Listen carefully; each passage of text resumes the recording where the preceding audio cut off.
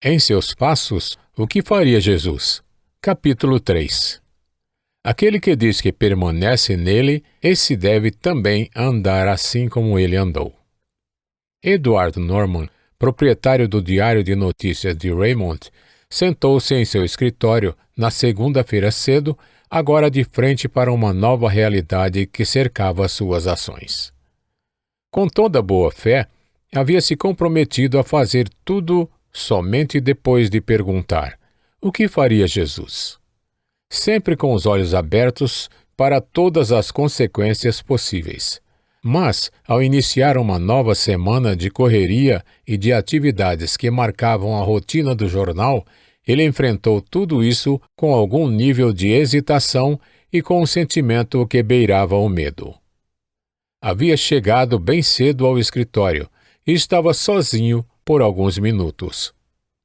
Sentou-se atrás de sua mesa, numa atitude de reflexão cada vez maior, que acabou se transformando numa determinação muito importante, mas também incomum. Ele ainda iria aprender, assim como todos os outros, daquele pequeno grupo que se comprometeram a viver tendo Cristo como modelo, que o espírito de vida estava se movendo com poder através de sua vida, como nunca antes. Ele se levantou, fechou a porta e fez o que não fazia há anos. Ajoelhou-se ao lado de sua mesa e orou, pedindo a presença e a sabedoria de Deus para dirigi-lo. Então se levantou. O dia estava apenas começando, mas ele tinha em mente sua promessa clara e inequívoca. Agora, mãos à obra. Era o que parecia estar dizendo, mas não demoraria para que fosse levado pelos fatos assim que estes surgiram.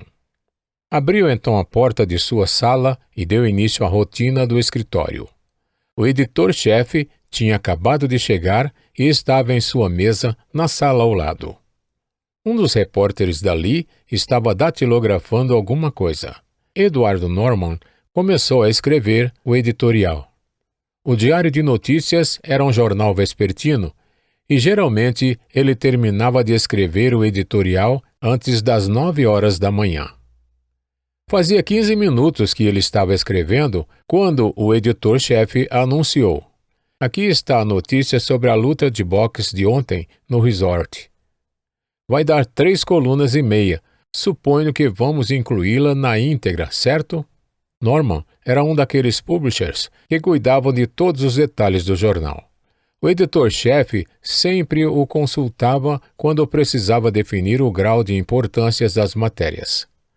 Às vezes, como parecia ser o caso agora, era uma mera consulta de praxe. Sim ou não? Deixe-me dar uma olhada. Ele pegou a matéria do jeito que havia chegado pelo telégrafo e percorreu-a com os olhos cuidadosamente. Em seguida, colocou as folhas sobre a mesa e começou a pensar. Sua fisionomia era de grande seriedade. Não vamos imprimir isso hoje, disse ele finalmente. O editor-chefe estava em pé junto à porta que separava as duas salas. Ficou perplexo diante das palavras do chefe e pensou que ele podia não ter entendido direito sua pergunta. O que foi que o senhor disse? Deixe isso de fora, não incluiremos a matéria. O editor-chefe estava simplesmente pasmo. Ficou ali olhando para Norman como se ele houvesse enlouquecido. Clark, eu não acho que isso deve ser impresso. E fim de conversa, disse Norman, olhando na sua mesa. Clark raramente discutia com o chefe. O que ele falava era lei dentro da redação e não tinha o hábito de mudar de ideia. Entretanto, as circunstâncias do momento pareciam tão incomuns que Clark não podia deixar de dizer o que pensava. O senhor está dizendo que o jornal vai sair sem uma linha sequer sobre a luta de boxe? Sim, é exatamente isso. Mas isso nunca aconteceu. Todos os outros jornais vão trazer alguma coisa. O que os nossos assinantes vão dizer? Por quê? É simplesmente...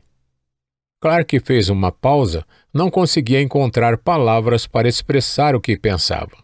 Norman olhou para Clark com consideração. O editor-chefe era membro de uma igreja de outra denominação. Os dois nunca haviam conversado sobre religião, apesar de estarem juntos no jornal por muitos anos. Clark, vem aqui por 1 minuto e feche a porta, disse Norman. Clark entrou e os dois ficaram se olhando. Norman ficou em silêncio durante um tempo. Então, de repente, disse: Clark, se Cristo fosse proprietário de um jornal, você acha com toda honestidade que ele iria publicar uma matéria de 3 colunas e meia sobre boxe? Não, acho que ele não faria isso. Muito bem, é somente por essa razão que estou deixando isso de fora. Decidi que nos próximos 12 meses não farei nada relacionado com o jornal que eu não tenha certeza de que Jesus também faria. Nem que seu chefe estivesse enlouquecido de repente, Clark olharia com uma expressão de tanto assombro. Na verdade, ele achava mesmo que algo estava errado, embora na sua opinião o Sr. Norman fosse a última pessoa do mundo que poderia enlouquecer. Que consequências isso vai trazer para o jornal? Ele conseguiu perguntar com um tom de voz abatido. O que você acha? Perguntou Norman, olhando-o com firmeza. Eu acho que o jornal vai simplesmente quebrar, respondeu Clark de imediato. Ele estava tentando se recompor do susto e começou a argumentar. Nos dias atuais, é inviável manter um jornal nessas condições. O mundo não está pronto para isso. O jornal não se paga desse jeito. Tenho certeza absoluta, assim como tenho certeza de que o senhor está falando comigo agora, de que perderá centenas de assinantes se não incluir a notícia sobre a luta de boxe. Nem é preciso ser profeta para prever isso. As pessoas de maior prestígio na cidade estão ansiosas para ler a notícia.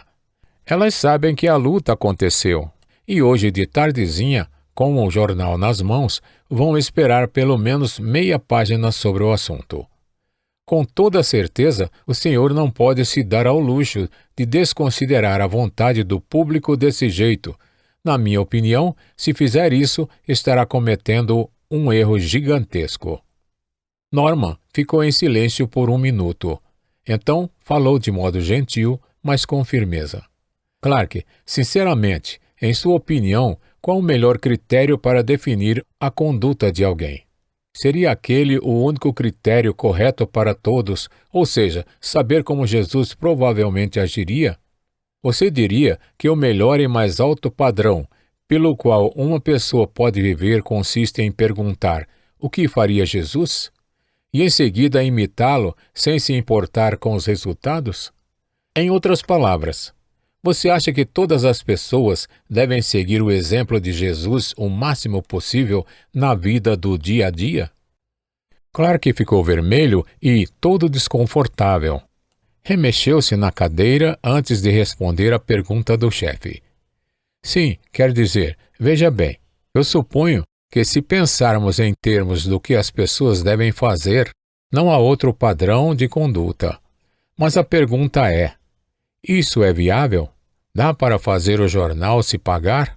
Para ter sucesso no segmento de jornais, temos de nos adaptar às regras e aos métodos que a sociedade aceita. Não podemos fazer do jeito que faríamos em um mundo ideal.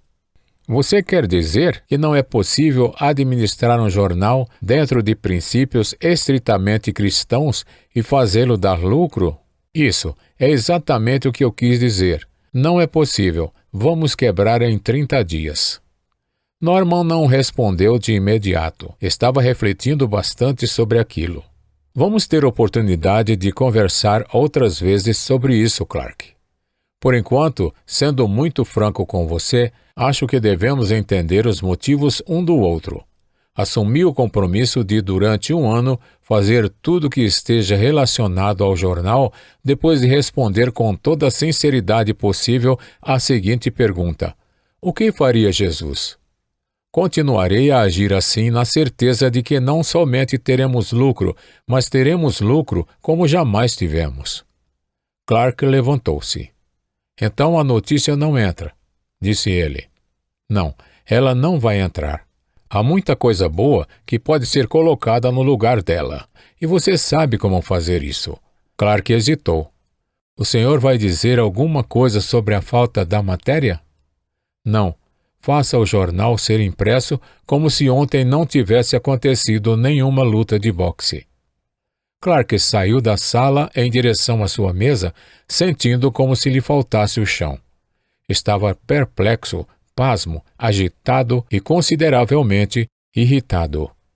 O grande respeito que ele tinha por Norman restringiu sua indignação e revolta, mas ao lado de tudo isso, havia um espanto cada vez maior diante da repentina mudança de motivação que acabava de entrar na redação do Diário de Notícias e, segundo ele acreditava com firmeza, ameaçava acabar com o jornal.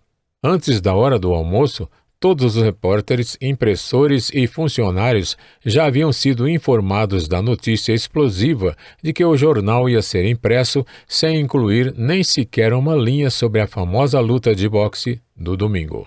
Os repórteres ficaram simplesmente perplexos com o anúncio da decisão. Todos os que trabalhavam nas salas de gravação de chapas e de composição opinavam sobre a omissão sem precedentes. Durante o dia, o Sr. Norman passou 2 ou 3 vezes pelas salas de composição. As pessoas interrompiam o trabalho e, por cima das caixas de tipos, olhavam para ele com curiosidade. Ele sabia que estava sendo observado, mas não dizia uma palavra, nem parecia ligar para aquilo. Haviam ocorrido algumas pequenas mudanças no jornal sugeridas pelo publisher, mas nada marcante. Ele estava esperando e pensando com toda a seriedade. Sentia que necessitava de tempo e de uma boa oportunidade para decidir várias questões da melhor forma possível, antes de responder corretamente à pergunta que não saía de sua cabeça.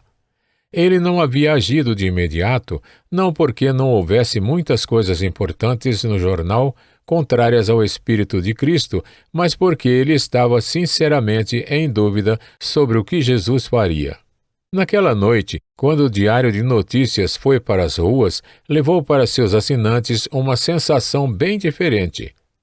A inclusão da notícia sobre a luta de boxe não poderia ter produzido algo nem parecido com o efeito da sua omissão. Centenas de homens nos hotéis e no comércio no centro da cidade, além dos assinantes, abriram o jornal com toda a avidez, procurando a notícia da grande luta. Quando não a encontraram, correram para os locais de venda e compraram outros jornais. Até mesmo os garotos que vendem jornais não tinham entendido a falta da notícia. Um deles gritava: "Diário de Notícias! Reportagem completa sobre a grande luta no resort. Jornal, senhor?" Um homem que estava na esquina da avenida, próximo da redação do Diário de Notícias, comprou o jornal, correu os olhos pela primeira página e, furioso, chamou o menino de volta.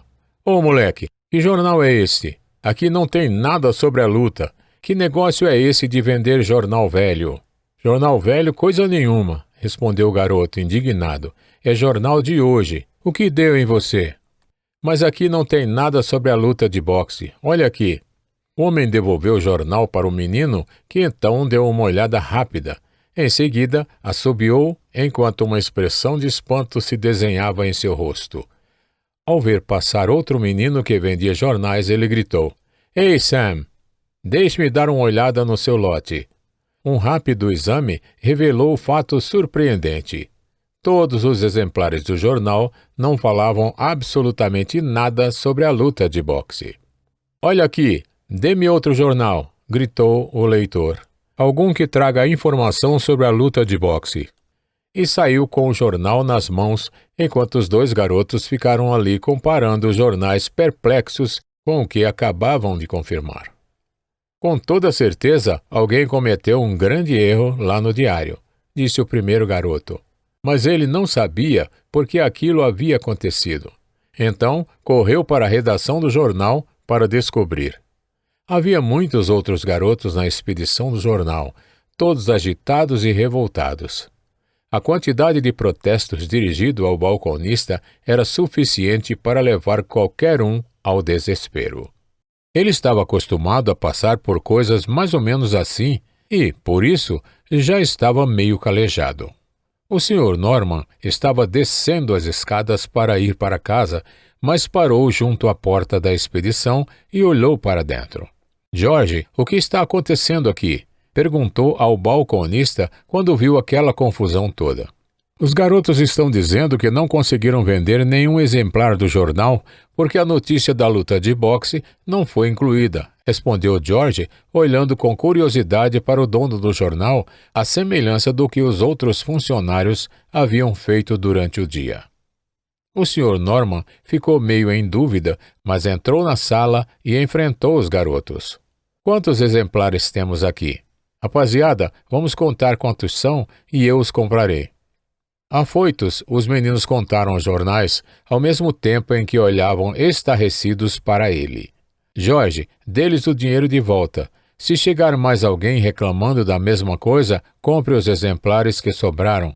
Isso parece justo? Perguntou aos garotos que se encontravam atordoados num silêncio incomum por causa do ato inédito de sua parte. Justo? Bom, eu devia, mas o senhor vai manter a sua palavra? O senhor fará isso outras vezes pelo bem dos vendedores de jornal? O Sr. Norman esboçou um sorriso, mas não achou que era preciso responder à pergunta. Então, saiu e foi para casa. Durante o trajeto, não conseguia deixar de pensar. Será que Jesus teria feito isso? Ele não se referia à compra dos jornais encalhados, mas à motivação que o impulsionava desde que havia feito a promessa. Os garotos que vendiam jornais haviam sido prejudicados pela decisão que ele tomara. Por que deveriam ter prejuízo com isso? A culpa não era deles. Ele era um homem rico e podia se dar ao luxo de beneficiá-los dessa forma, se assim quisesse. A caminho de casa, ele seguia pensando que Jesus teria feito a mesma coisa, ou algo semelhante, para isentar-se de um possível sentimento de injustiça. Ele não estava tomando essas decisões por causa de alguma pessoa, mas por causa da sua conduta. Não estava em condições de ser dogmático e sentia que o único critério era sua opinião e consciência diante daquilo que considerasse a provável forma de agir do Senhor. Até certo ponto, ele já teria previsto a queda nas vendas do jornal, mas ainda estava por perceber a extensão do efeito que o prejuízo teria sobre o negócio caso resolvesse seguir com essa prática.